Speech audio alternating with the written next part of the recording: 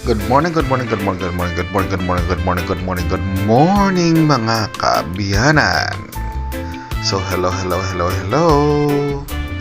In this video, magre-repair tayo ng bidet hose itong sa CR namin, sa master's bedroom.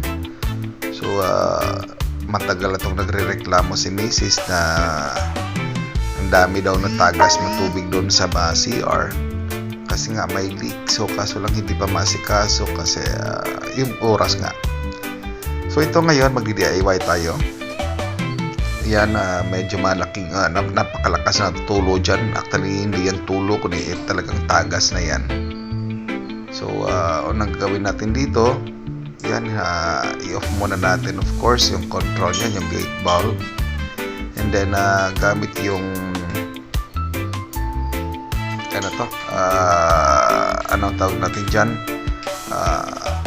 pipe wrench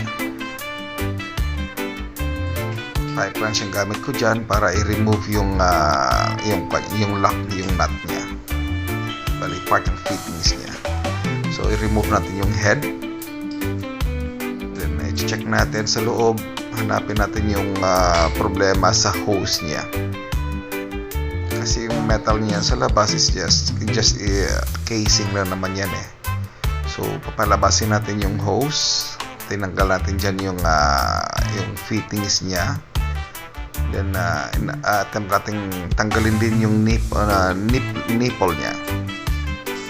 So dyan sinubukan ko na i-on ulit yung tubig and hanapin yung kung saan yung sira. Yan, dinedetermine ko kung saan banda, and eventually nakita ko rin yan dyan. So I opted to remove the nipple. Yan, medyo nahirapan pa ako dyan mag-remove ng nipple, so I opted to use a tool na hindi kaya dyan ng scissor. So yung ginamit ko long nose.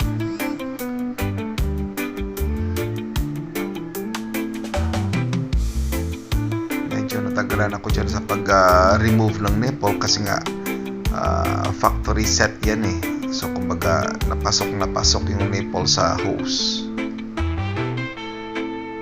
Yan. So konting tiyaga lang every time na may repair tayo sa bahay, as long as na kompleto tayo sa tools. Actually kung minsan kahit walang tools, as long as na marunong ka magkumpuni, marunong kang magdiskarte, kaya natin gawin yan. Importante initiative lang. So medyo talagang nahirapan ako dyan kung paano ko i-remove yung nipple as part of the fittings niya. Ayan. So talagang tiyagaan lang po. Tiyagaan lang. So yan, nakita ko na dyan yung kung saan banda yung putol o yung medyo napunit na area na kung saan lumalabas yung tubig, nagli-leak, nag-cause ng yan o, yan, pinapakita ko sa inyo. Yan, yung leak. So dyan natin puputulin gamit yung gunting pasayero. Ayan, laki na yan, laki na ng leak na yan, laki na ng punit niyan. So may kalakasan din yung tagas ng tubig. So dyan na mismo natin puputulin kasi nga limitado lang yung allowance ng hose.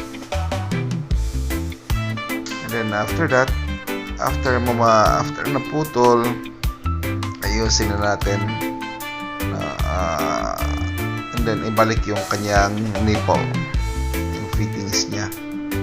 So wala nang marami pang kuskus balongos dito, just wala nang teflon, wala nang adhesive or sealant, whatever, kasi parang rubberized yung yung hose. So yan, wala nang leak dyan. Yun na naman nag-iisang leak doon banda sa end ng nipple niya. Yun, sinusubukan kong ibaon ng maigi yung nipple sa hose kasi nga yung hose is hindi siya expanded kasi nga pinotol natin yung expanded portion ng hose. Ganun lang po kasimple mga kabiyanan sa pag-repair ng mga leaking hose ng bidet. Actually dyan nagbitbit ako ng gunting siyero kasi sabi ko parang baka just in case nasa kakalagitnaan ng hose yung sira, then puputulin ko na rin yung itong covering yung itong metal, parang spring na yan ng hose, nag-cover mismo sa hose. Yun sanang gamitin ko, but since nasa dulo lang naman pala yung sira niya, yung punit niya, so hindi ko na binawasan yung spring nito, parang spring na metal na yan. So yan, inayos ko lang ng konti, binabaon ko lang ng konti pa yung nipple niya gamit of course ng long nose pliers. So every time may ginagawa tayong kagaya nito mga kabiyanan, just make sure na once matapos mo, ayusin mong maigi ng pagkakabit, nasa ganun hindi siya mag-leak. So that syempre naman niya, hassle naman iyan on our part if magbaback job tayo. So to iwas back job, since nag-ayos ka, ayusin mo na talaga. And huwag kaligtaan, ito siya maraming beses na nangyari yan sa akin na nakaligtaan kong ibalik yung gasket ng bidet head. Kung minsan nag-repair din ako ng mga shower, nakalimutan kong nakaligtaan kong ibalik yung gasket niya, yung puti. So yan, binuksan ko na yung gate valve niya, wala naman siyang leak na nakita. So far goods naman. Sana maging ma-happy na to si Mrs. kasi nga wala nang leak yung bidet hose. So iwas gastos na, nabawasan na yung gastos sa tubig. So ganun na po kasimple mga kabiyanan yung pag-repair ng bidet hose, mga flexible hose sa mga CRs or sa bahay natin.